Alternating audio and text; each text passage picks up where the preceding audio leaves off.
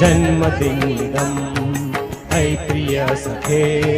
जन्मदिनमिदम् I प्रिय सखे शन्तनोतु ते सर्वदा मुदम् शन्तनोतु ते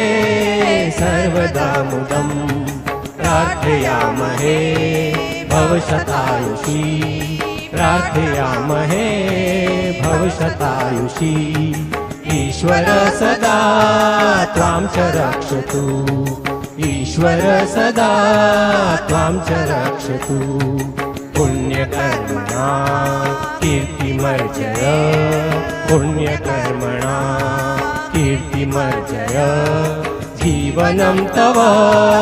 भवतु सार्थकम् जीवनं तव भवतु सार्थकम्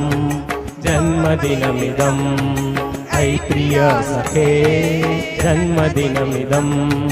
ऐ प्रिय सखे शन्तनोतु ते सर्वदा मुदम् शन्तनोतु ते सर्वदा मुदम् सर्वदा मुदम् सर्वदा मुदम्।